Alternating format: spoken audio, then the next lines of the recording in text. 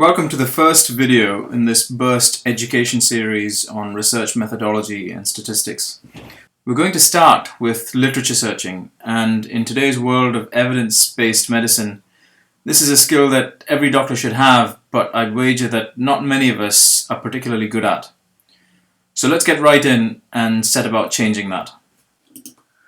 So by the end of this short session, you should have an idea about the main medical databases, how to plan your search according to the question, a bit about mesh terms, some advanced search techniques, and finally to be able to conduct a thorough multi-level search in PubMed as an example. In days gone by, searching for literature meant going to a library, and in fact today that's no different, except that our libraries are online databases. Now, one very important thing to understand when searching is the difference between a database and a portal. We're all quite familiar with online portals such as PubMed, ScienceDirect, Ovid, EBSCO, etc. But these portals simply provide access to two main databases, and these are Medline and Embase. Medline is the bibliographic database provided by the US National Library of Medicine, which covers articles going back to 1966, but also provides selective access to articles going back all the way to 1809. There are over 23 million articles on Medline, and PubMed, which is one of the most common search engines that we use, provides free online access to the Medline database. One distinguishing feature of PubMed is that it uses mesh terms to index articles, and we'll talk about mesh terms in more detail a bit later on. Embase is Elsevier's database, which has particular strengths in pharmacology and toxicology and drug research. It includes articles going back to 1947 and selectively back to 1902. Currently it has over 32 million records, but whereas PubMed uses mesh terms, Embase uses Elsevier's life science thesaurus called Mtree to index articles. The Cochrane Library is a library of systematic reviews, and as a source of high quality evidence it's invaluable. But bear in mind, it only indexes systematic reviews and related articles. CINAHL is a nursing and allied health records database, and as we mentioned earlier, ScienceDirect, EBSCO, Ovid, Scopus and others are just portals which are used to access these databases. So if you are doing a literature search and want to be very thorough, at a minimum what we would recommend is that you should search Medline, Embase and the Cochrane Library through whichever portals you have at your disposal, and that would constitute a thorough search. Moving on to the actual process of performing a search. The main question is, what is the purpose of the search? Is it to find a specific paper? Is it a quick overview of a topic to guide evidence-based medicine? Or is it to find the highest quality evidence on a particular topic? Or perhaps even to conduct a full review of a topic? Depending on the answers to these questions, you will need to decide whether to search just one particular database or all of them. How wide do you want to cast your net? Do you want to find one or two specific articles, or do you want to capture every single relevant article ever written on a specific subject? Now, just to digress slightly for a moment, most of us are familiar with the concept of searching by keywords. The problem with keywords is that they can be very author dependent. If the authors of a particular paper don't use a word that you might expect to find in that paper, or, as is more common, they spell the word slightly differently, then there's a good chance you could miss the paper. MESH stands for medical subject headings, and unlike keywords, they are assigned by information scientists at the National Library of Medicine. There are standard terms for most medical conditions and procedures, and these scientists read through every new paper indexed on PubMed, applying the appropriate mesh terms irrespective of the keywords the author has chosen. It's not foolproof, as you'll see, but it's a lot less random than keywords. So now we get down to a bit of nitty-gritty. There are a few operators you can use during a search to increase your precision and efficiency. We'll go through these briefly and then use them in an example to make it clearer. The asterisk symbol is what is called truncation, and put simply it means that any alternate ending of the word beyond the symbol will be searched for. As in the example given here, searching for intubat asterisk will search for all variants including intubating, intubation, intubated, etc.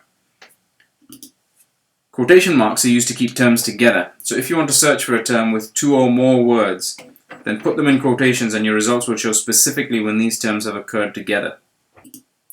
Boolean operators are useful ways of combining search terms. The AND operator narrows a search to only results which contain both terms, or broadens a search to results containing either term, and NOT again narrows results to exclude those containing the second term.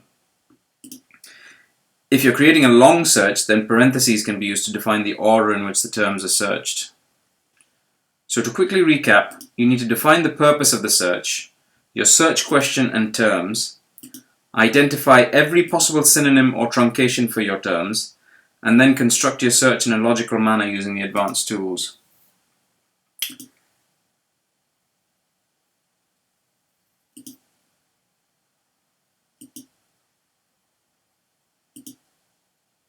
Now I realize that was a very quick whistle-stop tour, so let's take an example to make things a bit clearer. Suppose you want to do a search for the treatment of post-radical prostatectomy incontinence. The phrases you'd be concentrating on would be treatment, post-radical prostatectomy, and incontinence, obviously. So your next step would be to find alternative phrases for each of those terms, and if possible identify any mesh terms that would be involved as well, and then perform an advanced search. So let's move over to PubMed and see how we'd go about doing that. So as we said, the first step in our literature search was to define our question, which in this case is the treatment of post-radical prostatectomy incontinence. Now you could be more specific and you could specify different types of treatments, but for purposes of an example, let's just take this for now. So we've identified our main terms, which are treatment, post-radical prostatectomy, and incontinence. And then we go about trying to establish all the synonyms for these terms. Now this is common sense in the first instance, but one way to find synonyms, of course, is just to go into Google and type synonyms for treatment or synonyms for incontinence. But for medical literature, another way to do it is, of course, to go across to PubMed and use mesh terms. Now, to find mesh terms on PubMed, what you need to do is go to the PubMed homepage, which you can see here, change the search criteria to, I've got it up here because I've used it recently, but it should normally be down here, mesh, and then search for your term. So in this case, let's search for treatment first. So here you can see that the main mesh term for treatment seems to be therapeutics. So you've got one synonym there already. And now if you click on that and you scroll down, you should see the tree for each term. So the therapeutics has a number of subcategories, obviously. But just above it here we have a list of entry terms which include therapeutic, therapy, therapies, treatment, and treatments. So that gives you an idea of the type of synonyms you can use, and similarly you could do the same for incontinence. And urinary incontinence here is a mesh term. Again, scroll down, you'll find the mesh tree, and urinary incontinence with subcategories including stress urinary incontinence and urge urinary incontinence. So in that way I've established some synonyms for each of our main terms. And so for post-radical prostatectomy, for example, it could be post-prostatectomy, it could be robotic prostatectomy, robotic-assisted prostatectomy, laparoscopic prostatectomy. But equally, we want to exclude TURP and HOLEP, so we need to remember to factor that into our search as well. And similarly for incontinence, as we've seen, we've got some synonyms, and we want to exclude fecal incontinence and just include urinary incontinence. So now let's go across to PubMed and see if we can start structuring our terms. So if we were just doing a standard search, we would search for treatment of post-radical prostatectomy incontinence, and that search would give us 80 results. And as you can see, physician role and physical activity for African American males undergoing radical prostatectomy, not particularly relevant, and none of the first few really are. You have to get to number 6 before you find something which is relevant to our search, so not brilliant in terms of the results. You could go on to the next few pages and you probably would find things, but let's see if we can get something slightly better. For that, we go over to Advanced Search. And this is our search builder, which allows us to use our Boolean operators and truncation. And the best way to use this is to divide your search into the sections that we've already divided over here. So we'll start with treatment, or, because we're using synonyms,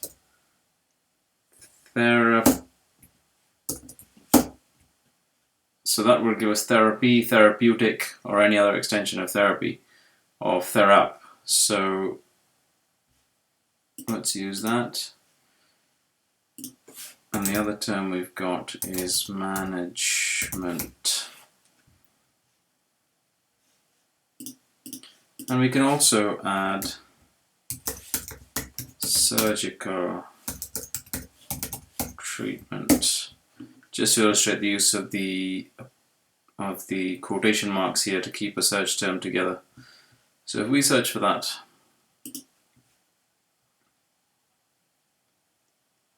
that will give us millions of papers,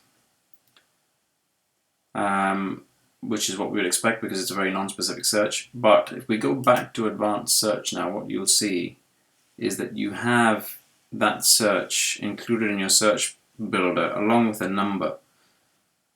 And the use of that will be apparent later on. So let's go on to our next step, which is now to search for post-radical prostatectomy and synonyms. So again, let's use quotation marks, post-radical prostatectomy, in quotations.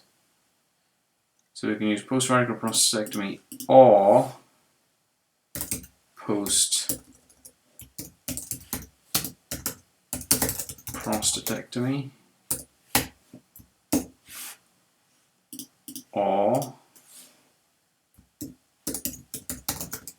robotic prostatectomy or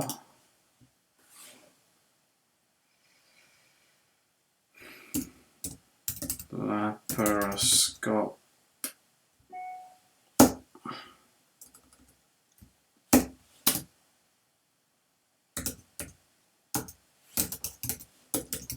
prostatectomy. So let's search for that. That gives us a few papers there. Go back to Advanced Search. And now it's in our search history again. So now we need to be careful here because we don't want TURP or HOLEP. So again, let's search for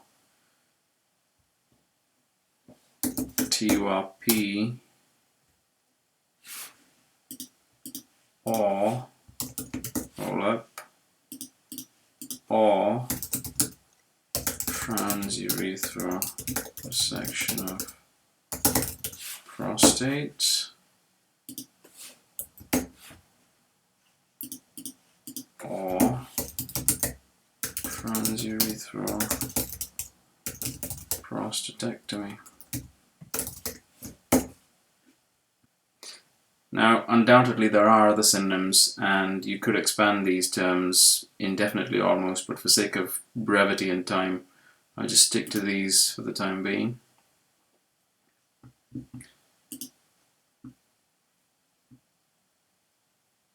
Now I'd like to show you the utility of these numbers here. So we want to include only post-radical prostatectomy or these terms. We do not want these, and that's easily done by using the not operator.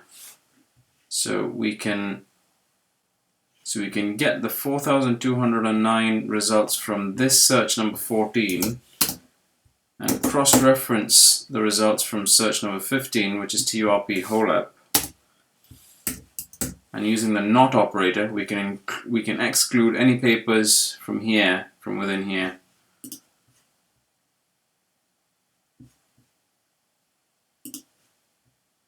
So you'll see it wasn't many, but 4,209 came down to 4,030. So we excluded a few by doing that.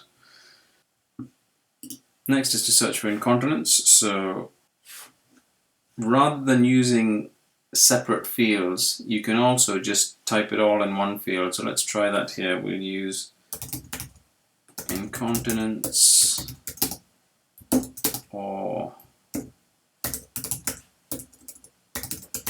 urinary incontinence or stress incontinence, and then we can put that in parentheses so that becomes one search, and then cross-reference that against fecal incontinence or fecal. Remember, there's different spellings can also make a difference, so fecal incontinence. Close that bracket, and that will give us that. So now we have our complex search here, which has been split into different searches. Now all we need to do is cross-reference them appropriately. So now what we'd like to do is combine the search for the treatment section, combine the search for this section, which is post-radical but not TURP, and cross-reference that with the results of the incontinence search. So we'll do that by saying search number 13 and search number 16 and search number 17. So that will give us papers which are included in this search and this search and this search, which should be our most relevant papers. So let's see what we get. There we go. So we've got 711 papers, and number 1 is a surgical treatment for urinary incontinence after prostatectomy, a meta-analysis and systematic review. Much better.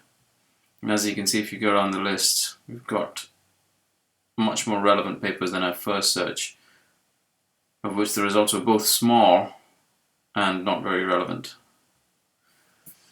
So I hope that's given you a bit of a flavour for how to do an advanced search in PubMed. At this point, I'd just like to make a little disclaimer by saying that if you are doing a full systematic review, there is no substitute for getting a proper literature search done by an information scientist. They're invariably good at what they do, and they will give you excellent results, albeit vast results. But that's what you want if you're doing a full review. On the other hand, for personal use and just to look up evidence on the fly, these are skills that are very useful, and I hope you've managed to pick up a few tips that you can use in your day-to-day practice. If you've got any comments or suggestions or queries, feel free to leave them in the comments and we'll try and get back to you as soon as we can.